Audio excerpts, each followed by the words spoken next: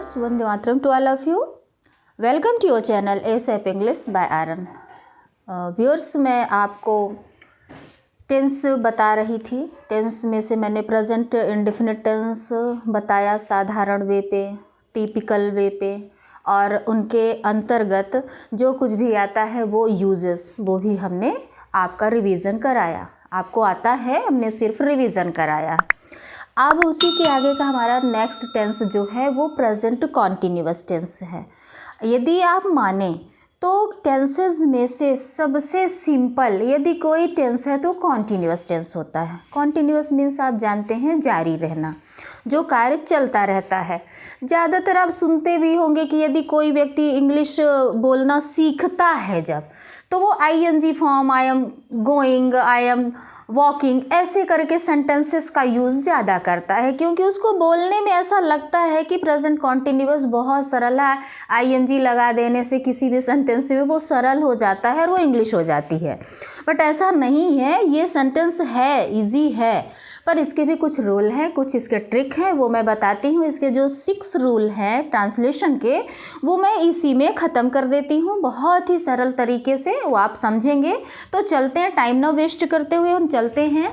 तो सबसे पहले हम देखेंगे कौन सा टेंस है. ये हमारे जो टेंसेस हैं, प्रेजेंट टेंस, पास्ट टेंस और फ्यूचर टेंस. तो ये प्रेजेंट टेंस का continuous second part, second tense है, सेकेंड भाग है, इसको हम कह सकते हैं. तो ये सेकंड हमारा प्रेजेंट कॉन्टिन्यूअस टेंस, ये हमारा सेकंड है. तो सबसे पहले क्या होता है कि जब ट्रांसलेशन अपन सीखते हैं तो उसके हम हिंदी का ट्रांसलेशन करते हैं. तो हिंदी सेंटेंस, हिंदी जो हमारा वाक्य होता है, उसके लास्ट में क्या होता है, तो कॉन्टिन्यूअस से ही आपको पता चल गया है कि जारी रहना, कार्य चलता रहे, ख़त्म ना हो, जारी रहे. तो जारी रहने के लिए क्या होता है, रहा, रही है, ये सब आप जानते हैं. रहा है, रही है, रहे हैं. तो इसकी जो अपन पहचान करेंगे तो पहचान में हमारे आ जाएगा रहा है, रही है, रहे हैं, ये सारे. बट इनके अलावा 5 ऐसी क्रियाएं होती हैं जो इम्पोर्टेंट होती हैं. 5 ऐसी क्रियाएं जो देखने में आपको परफेक्ट की लगती बट होती नहीं है. वो कौन कौन सी हैं 5 क्रियाएं? 5 हमारी क्रियाएं जो हो गई हैं, 5 क्रियाएं हमारे एज हो गई. खड़ा है, खड़ा है, बैठा है, पड़ा है, लेटा है और बीमार है. ठीक है ना, बीमार है. आपको ध्यान किस पे देना है? ये रहा, रही, रही तो ये सबको आता है, सब जानते हो आप. लेकिन ये चीज़ें ये कोई कोई बताता है. खड़ा है, बैठा है, पड़ा है, लेटा है, बीमार है. सपोज दैट मैं खड़ी हूँ तो कार्य जारी है. कार्य क्या है? जारी है, ख़त्म नहीं है. कोई व्यक्ति बीमार है यदि, तो बीमारी से ठीक नहीं हुआ है, उसमें भी वो कार्य जारी है. कॉन्टिन्यूअस जो सेंटेंस होता है, जो हमारा टेंस होता है कॉन्टिन्यूअस, वो हमें यह बताता है कि कार्य खत्म ना हो करके चल रहा है. क्या है? चल रहा है. जैसे बच्चे मैदान में खड़े हैं, जो बच्चे मैदान में खड़े हैं तो कार्य क्या है? जारी है. आपको कॉन्टिन्यूअस कर रहा है वो, ऐसा कार्य. तो इसी की पहचान देने के लिए आपको ध्यान इन पे देना है. ऐसे ही सेंटेंसेस आते हैं और हमको यही थोड़े से टिपिकल टाइप के लगते हैं, इनको ध्यान देना. और ये तो बहुत ईजी है, ये सभी जानते हो आप लोग, आप जानते भी हैं. ध्यान आपको इनमें देना है. अब इसका सबसे पहले हमने बताया अफर्मेटिव में चलेंगे. Affirmative sentence. तो अफर्मेटिव सेंटेंस सकारात्मक वाक्य आप जानते हैं. सकारात्मक वाक्य में जो सबसे पहले हमने बताया ट्रांसलेशन के लिए हमें सब्जेक्ट होना चाहिए और प्रेडिकेट होना चाहिए. तो सब्जेक्ट हमारा कैसा होता है? सब्जेक्ट आप जानते हैं नाउन और प्रोनाउन होता है. और आगे जाकर के बहुत सारे सब्जेक्ट का काम करते हैं हमारे, जीरंड वगैरह ये सब करते हैं. बट यहाँ हम टेंस में चल रहे हैं तो यहाँ टेंस में हमारे नाउन और प्रोनाउन ही कार्य करता है, वो ध्यान देंगे. तो अफर्मेटिव सेंटेंस के लिए क्या होना चाहिए आपको, वो ध्यान देना है कि सब्जेक्ट हमारा आई, आई के साथ में हम कौन सा एक्सोलरी वर्ब्स लगाएंगे? Am. He, she, it, singular and name. इसके साथ में हम क्या लगाएंगे? इज. ठीक. We, you, they and plural. Plural. इसके साथ में क्या लगाएंगे, कौन सा एक्सोलरी वर्ब, आर। ठीक, तो आपको ध्यान क्या देना होगा, आई के साथ में एम, ही शी इट और सिंगुलर के साथ में इज, और we you they, and plural के साथ में एंड। ये हमने एंड कोई शब्द यहाँ पे इन सेंटेंसेस पर इन वर्ड्स को ऐड कर रहा है, तो प्लूरल के साथ में आर लगाएंगे। और इन सभी के साथ में मेन वर्ब का आईएनजी फॉर्म, मेन वर्ब का आईएनजी फॉर्म लगाएंगे। इस चीज को ध्यान देना है। अब स्ट्रक्चर में आ जाते हैं। स्ट्रक्चर हमारा है, तो स्ट्रक्चर ध्यान देंगे आप। स्ट्रक्चर क्या करेंगे, सबसे पहले हमको लिखना क्या, सब्जेक्ट। सब्जेक्ट के अकॉर्डिंग हमने बता दिया कौन सा एक्सोलरी वर्ब लगाना है, इज, आर, एम। तो चलते हैं, am, is, are plus M V. M V का मतलब एम मीन्स हो रहा है मेन, भी का मतलब हो रहा है वर्ब, एम भी का आईएनजी फॉर्म। कौन सा फॉर्म, आईएनजी फॉर्म हमने बताया है, जो फिफ्थ वर्ब के फिफ्थ भाग होते हैं, फिफ्थ पार्ट होते हैं, उनमें से आईएनजी फॉर्म फिफ्थ था, तो वही इसमें लगना है। फिर हम यूज़ करेंगे ऑब्जेक्ट का, फिर अदर्स का। ठीक है, ये चीज़। तो ये रही वाले आप जान रहे हैं, ये आपको बन जाएगा। हम लेते हैं खिलाड़ी मैदान में खड़े हैं। ठीक, खिलाड़ी मैदान में खड़े हैं, तो इसके लिए इसका ट्रांसलेशन क्या होगा, खिलाड़ी हमारा क्या हो गया है, खड़े हैं, यहाँ प्लूरल फॉर्म में है, ये प्लूरल फॉर्म में है, तो खिलाड़ी के लिए हम कर सकते हैं प्लेयर्स। अब ये चूंकि प्लूरल फॉर्म में है, तो इसमें कौन सा हम एक्सोलरी वर्ब लगा रहे हैं, आर। अब खड़े हैं, आपको लग रहा है रहा रही नहीं लगा है, पर हमने पहले ही बता दिया है कि ये 5 क्रियाएं जो देखने में परफेक्ट की हैं लेकिन होती नहीं है, कार्य जारी है। खड़े हैं, कार्य जारी है। प्लेयर्स आर स्टैंडिंग, मैदान में है, मैदान में, इसलिए इन दी ग्राउंड। ठीक, ये चीज़ आपको समझ में आ गया होगा। तो ध्यान क्या देना है कि सबसे पहले सब्जेक्ट का यूज करना, फिर सहायक क्रिया जो हमारी एक्सोलरी वर्ब, हेल्प वर्ब, उनका यूज करना, फिर मेन वर्ब में आईएनजी फॉर्म लगाना, फिर ये हमारा प्रेडिकेट में हमारा आ जाएगा अदर वर्ड्स या वर्ब या ऑब्जेक्ट जिनको कहते हैं, ये आ जाएगा। तो ये हमारा ट्रांसलेशन हुआ किसका, ये हमारा ट्रांसलेशन हुआ है अफर्मेटिव सेंटेंस का। ये अब आपको समझ में आ गया होगा। हम आगे चलते हैं। आगे भी आपको इतना ही ध्यान देना है कि हम चल देते हैं निगेटिव फॉर्म में। सेकेंड इसका रूल जो है, इसका सेकेंड जो रूल आएगा आपका निगेटिव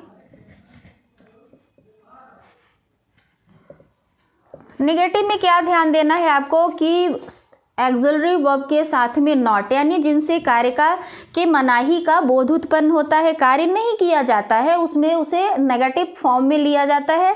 और नेगेटिव का ट्रांसलेशन करने के लिए आपको ये चीज़ ही ध्यान देना है कि इनके साथ में, किसके साथ में, एक्सोलरी वर्ब के साथ में, एक्सोलरी वर्ब के साथ में हमें क्या लगा देना है, नॉट। किनका यूज हमने किया, नॉट का। अब ये जो हमारा स्ट्रक्चर बना हुआ है, तो स्ट्रक्चर भी आप ध्यान दे लेंगे कि स्ट्रक्चर भी हमारा इसी तरह से चलेगा, is, am, oblique, are plus not, plus वही मेन वर्ब का ING form, object and other words. बहुत ही सिंपल है, इनके हम स्ट्रक्चर लिख करके आपको बता देते हैं और आप ट्रांसलेशन सीख जाएंगे बड़े सिंपल वे पे। अब चलते हैं, वह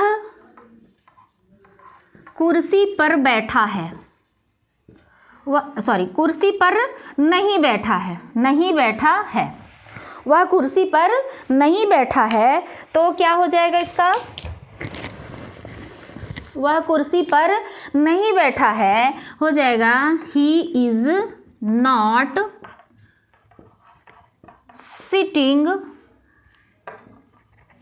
सिटिंग ऑन दी चेयर। ठीक, क्या किया गया इसमें कि आपको ये देख लेंगे कि एक्सोलरी वर्ब के साथ में नॉट लगाएगा, वेरी सिंपल। इसी तरह से अब हम चलते हैं, आपका अफर्मेटिव समझ में आ गया होगा। और सारे सेंटेंसेस लेकर के अफर्मेटिव निगेटिव आप समझते जाएंगे और लिखते जाएंगे। बहुत ही सिंपल है। आगे चलते हैं हम इंट्रोगेटिव सेंटेंस में। इसका तीसरा रूल है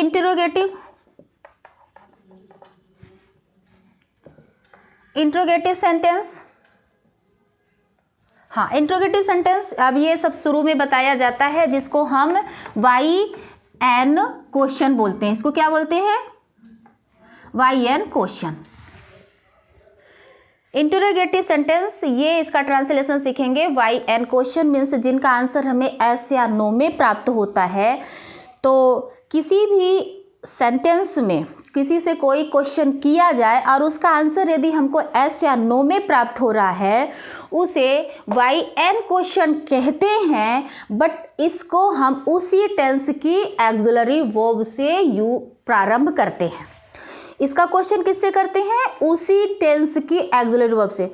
प्रेजेंट इंडेफिनिट हुआ तो डू डस से करेंगे। कॉन्टिन्यूअस हुआ तो इज आर एम से करेंगे। परफेक्ट का हुआ तो प्रेजेंट परफेक्ट का हुआ तो हैव हैज से करेंगे। तो आपको समझ में आना चाहिए कि जो जिस टेंस का होता है उसी टेंस की सहायक क्रिया से प्रारंभ किया जाने वाला क्वेश्चन वो क्या कहलाता है? वाई एन क्वेश्चन कहलाता है। ठीक, अब इसका स्ट्रक्चर हम बना देते हैं। एक बार हमने जो आपको बताया कि क्रीम किसके साथ में क्या लगाना है वो आपको समझ में आ गया होगा। अब इसके स्ट्रक्चर के साथ हम चलते हैं। तो सबसे पहले क्या करेंगे हम? इज आर एम प्लस फिर हम सब्जेक्ट का यूज करेंगे, फिर मेन वर्ब में आईएनजी फॉर्म लगाएंगे, फिर object and other words and question mark. ठीक, अब इज किस में लगना है आपको पता है, बता दिया हमने जस्ट इसी में। आर किस में लगना है, एम किस में लगना है, ये सारी चीज़ों को हमने यहाँ पे स्पष्ट कर दिया है। उसको देख लेंगे और समझ लेंगे। तो अब इसका हमने क्या बनाया? स्ट्रक्चर, एक संरचना बना दिया हमने, उसको आप देखेंगे। तो ये देख लीजिएगा किस में क्या कैसे लगना है। अब हम एक सेंटेंस लेते हैं।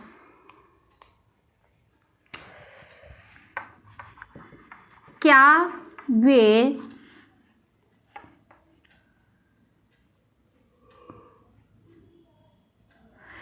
वे गाना गा रहे हैं? क्या वे गाना गा रहे हैं? अंत में क्वेश्चन मार्क। ये जो हमारा मार्क है क्वेश्चन मार्क, ये जो पंक्चुएशन है इसको नहीं भूलेंगे। तो अब आप देखेंगे हम सबसे पहले इसमें जाएंगे, किसमें? सब्जेक्ट में जाएंगे। हमारा सब्जेक्ट क्या है?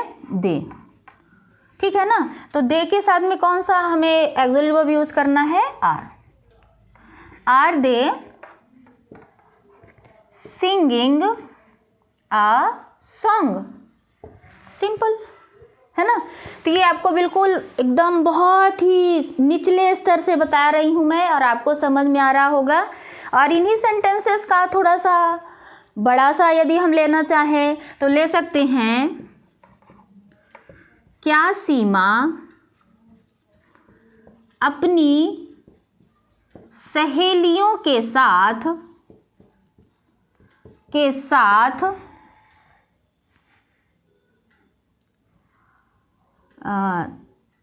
नाच रही है? ठीक, क्या सीमा अपनी सहेलियों के साथ नाच रही है ना? ऐसा सेंटेंस आया, इसका ट्रांसलेशन करना हुआ। जब इसका ट्रांसलेशन करना हुआ तो सबसे पहले हम एक सीरियल बाई सीरियल ही चलते हैं। तो क्या सीमा देख लेंगे, ये सब्जेक्ट है। सब्जेक्ट हमारा क्या है? सिंगुलर फॉर्म में है, तो इसमें क्या लगना है? इज सीमा क्या कर रही है? सबसे अब बब के साथ में जाएंगे।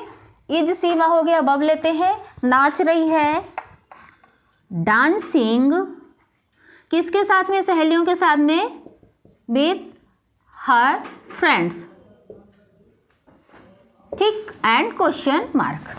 तो छोटा हो सेंटेंस या बड़ा हो, ठीक, हमारा ट्रांसलेशन का यदि हमने ये रूल बता दिया, स्ट्रक्चर बता दिया है, इसके अकॉर्डिंग आपको सब कुछ बन जाएगा और समझ में भी आ जाएगा। अब चलते हैं हम फोर्थ। ये 3 तो सभी बताते हैं, सभी जानते हैं, इसके 6 रूल हमने बताया हुआ है। थोड़ा सा वीडियो लंबा होगा, लेकिन इसी वीडियो में आपका पूरा का पूरा सार स्पष्ट हो जाना है, तो वीडियो को लगातार देखना जरूर। यदि कुछ समझना हो तो। देखेंगे आप इसका अगला रूल, 3 रूल आपके ख़त्म हुए। चौथे में हम चलते हैं, जो हमारा इंट्रोनिगेटिव सेंटेंस। चौथा हमारा हो जाएगा इंट्रोनिगेटिव सेंटेंस। इंट्रोनिगेटिव सेंटेंस। इंट्रोनिगेटिव सेंटेंस क्या होता है? जिसका आंसर हमें बाई एन यानी यस या नो में प्राप्त होता है, बट मनाही के साथ में। जैसे क्या तुम खाना नहीं खा रहे हो? क्या तुम खाना नहीं खा रहे हो? क्या तो वह पुस्तक नहीं पढ़ रहा है? क्या हम विद्यालय नहीं जा रहे हैं? क्या हम सब गाना नहीं गा रहे हैं? ऐसे यानी कि जिनके साथ में प्रश्न के साथ में नकारात्मक सेंटेंस का भाव उत्पन्न होता है, उसे हम इंट्रोनिगेटिव सेंटेंस कहते हैं। मीन्स प्रश्नात्मक नकारात्मक वाक्य। अब इसके साथ में हम इसका जो ट्रांसलेशन करते हैं, इसका किस तरह से करते हैं कि वाई एन यानी यस या नो में आंसर तो प्राप्त होता है, बट इसके एक्सुलरी वर्ब के साथ में, इसकी सहायक क्रिया के साथ में नॉट लगा होता है। तो स्ट्रक्चर से देखेंगे। सबसे पहले आप सेंटेंस देख लीजिए।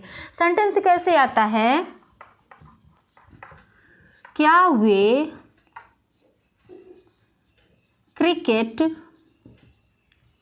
नहीं देख रहे हैं?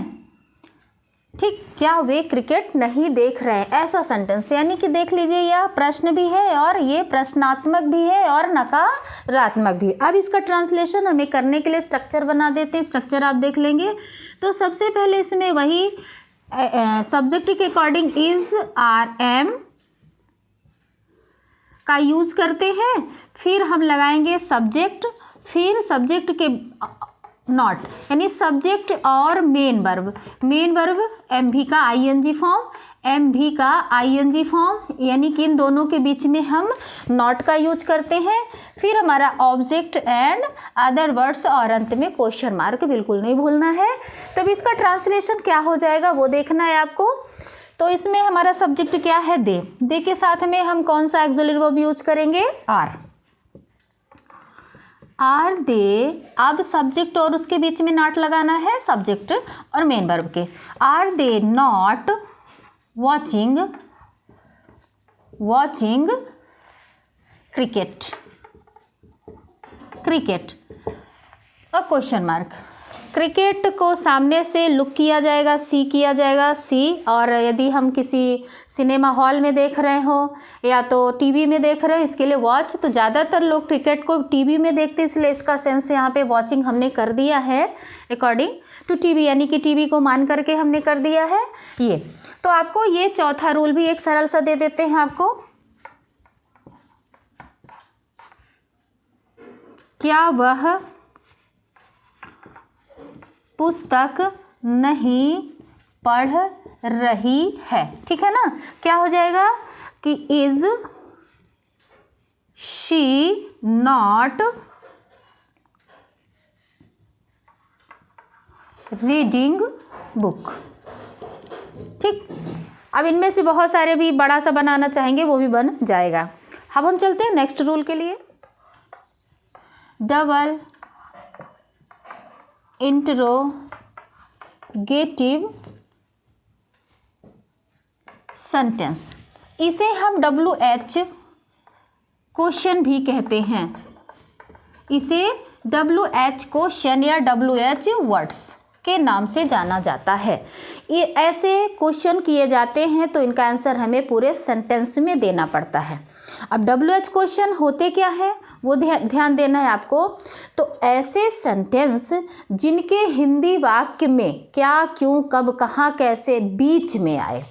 क्या, क्यों, कब, कहाँ, कैसे ये WH वर्ड्स बीच में आए तो इनका ट्रांसलेशन जब हम करते हैं रहेंगे ये बीच में, बट इनका ट्रांसलेशन हम इज आर एम के पहले भी लगाएंगे।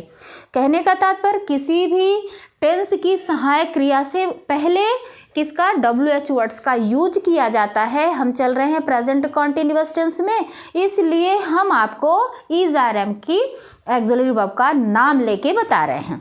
तो अब इसका स्ट्रक्चर देख लेंगे। पहले सेंटेंस देखेंगे कि सेंटेंस कैसे होते हैं वो।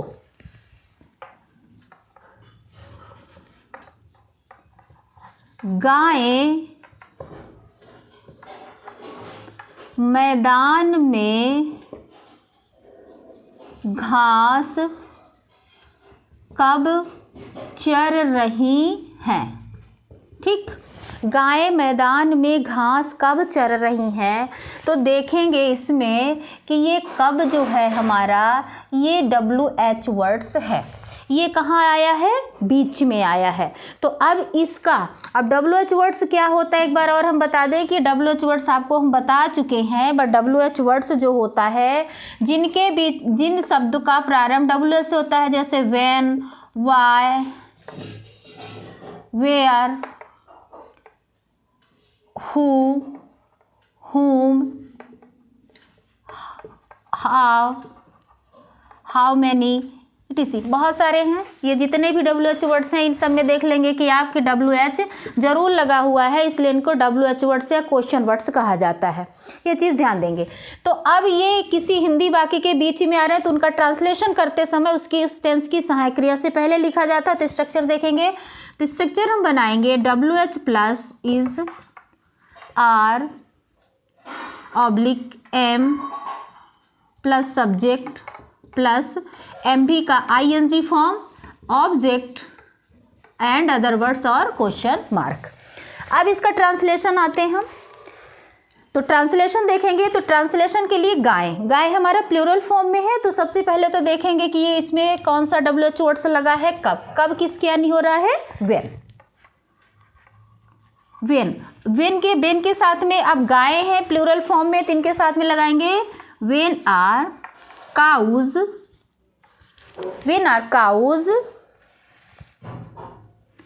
मैदान में घास कब चर रही है, ग्रेजिंग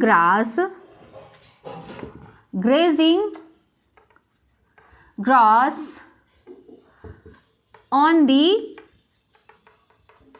ग्राउंड। ठीक, तो आपको क्या मिला कि आप देखे होंगे कि ये हिंदी सेंटेंस के बीच में आया, बट ट्रांसलेशन में इसका ट्रांसलेशन वाक्य के प्रारंभ में किया गया। तो इसका translation when are cows grazing grass on the ground. ठीक, ये समझ में आ गया। एक सिंपल से यदि लेना चाहें तो ले सकते हैं,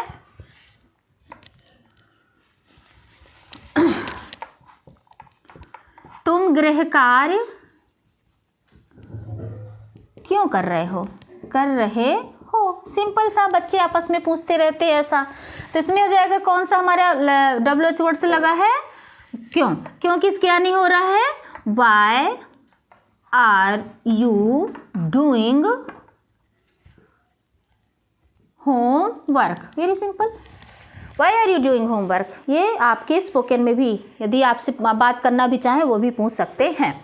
अब नेक्स्ट एंड लास्ट जो हमारा रूल है वो नेक्स्ट एंड लास्ट का रहेगा। स्ट्रक्चर और लगभग सेंटेंस इसी की तरह है, उसको हम कहेंगे 6 मान लेंगे डबल इंट्रो निगेटिव सेंटेंस। उसको क्या कहेंगे, डबल इंट्रो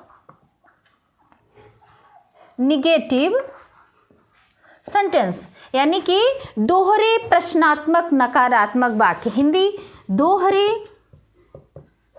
प्रश्नात्मक नकारात्मक सेंटेंस यानी वाक्य। ठीक, अब इसका स्ट्रक्चर सेम उसी की तरह से है कि जैसे उसके सब्जेक्ट और मेन वर्ब के बीच में है ने 4th रूल जो बताया है YN का इंट्रोनिगेटिव सेंटेंस, उसी के जैसे है। सिर्फ इसमें आपको WH को ऐड करना है। WH ऐड करके इसका स्ट्रक्चर भी इसी तरह से बनना है, am plus subject plus not. तो एक बार देख लेंगे। सबसे पहले हमने क्या लिखा है इसमें, इसका 6 जो रूल है हमारा डबल इंट्रोनिगेटिव सेंटेंस में दोहरे प्रश्नात्मक नकारात्मक वाक्य, WH फिर is are am according to subject, फिर सब्जेक्ट और मेन वर्ब के बीच में हमने नॉट को यूज किया है, ऑब्जेक्ट और अदर वर्ड्स। ये ध्यान देना है आपको। तो अब इसका सेंटेंस ले लेते हैं।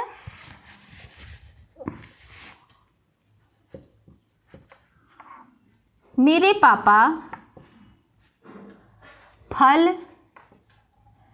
क्यों नहीं खरीद रहे हैं, है ना, या पापा फल क्यों नहीं खरीद रहे हैं, ऐसा पूछा जाता है, ऐसे करते हैं। तो ऐसे सेंटेंसेस का ध्यान देंगे, इसी के अनुसार हम ट्रांसलेशन करते हैं। तो क्या हो जाएगा इसमें, सबसे पहले WH वर्ड्स क्या है, वाई, वाई, अब मेरे पापा यहाँ पे सिंगुलर फॉर्म है, इसलिए why is my father. My father क्या कर रहे हैं, तो माई फादर नॉट क्या नहीं कर रहे हैं, बाइंग फ्रूट्स। ठीक। तो वाई इज आपने देखा कि यहाँ बीच में लगा हुआ है, क्यों, इसको हमने लिया पहले, फिर उसके जैसा हमारा सब्जेक्ट था, सब्जेक्ट के अकॉर्डिंग हमने उसमें एक्सिलरी वर्ब का यूज किया। एक्सिलरी वर्ब यूज करने के बाद ये सब्जेक्ट हुआ, और सब्जेक्ट और मेन वर्ब के बीच में हमने क्या लगाया, नॉट का यूज किया, ये देखेंगे। और क्या नहीं लिया जा रहा है, फ्रूट इसका। तो अब इसका ट्रांसलेशन आपको समझ में आ गया होगा। इसके 6 प्रकार से जो ट्रांसलेशन होते हैं, एक टेंस के 6 प्रकार से ट्रांसलेशन, वो इस वीडियो में, एक ही वीडियो में आपको बता करके समझा दिया गया है। ये बहुत ही सिंपल था, इसलिए हमने आपको सिर्फ रिवीजन कराया, इसको टच करते हुए आपको revision with rule with concept के साथ बताया है। अब अगला जो हमारा वीडियो आएगा, जो हमारा सेशन होगा, प्रेजेंट कॉन्टिन्यूअस से ही बिलोंगिंग होगा। आपको ऐसे सेंटेंसेस मिल जाते हैं कि मैं खेलने वाला हूँ, मैं खेलने वाला हूँ, वर्षा होने वाली है ना, मैं खाना खाने वाला हूँ, इस तरह के सेंटेंसेस वाला वाली करके आते हैं। इन सेंटेंसेस का हम ट्रांसलेशन कैसे करेंगे, तो आपको अभी बता दें कि इनका ट्रांसलेशन गोइंग टू से किया जाता है, जिसको मैं अगले वीडियो में बताऊंगी। और गोइंग टू को रिप्लेस, किसको रिप्लेस करके गोइंग टू का यूज किया जाता है, जो आपके एनसीईआरटी बोर्ड, आपके केंद्रीय बोर्ड और एमपी बोर्ड, जितने भी बोर्ड हैं वो, और पूरे भी ग्रामेटिकल जो कोर्सेज होते हैं, और आपके कंपटीशन एग्ज़ाम में जो कुछ भी पूछे जाते हैं, उनका यूज़ गोइंग टू का कैसे किया जाता है, वो मैं नेक्स्ट वीडियो में बताऊंगी। ये वीडियो आपको अच्छा लगा क्या नहीं लगा, आपको कमेंट्स में बताना है, और बताइएगा ज़रूर। For watching this video, thank you so much.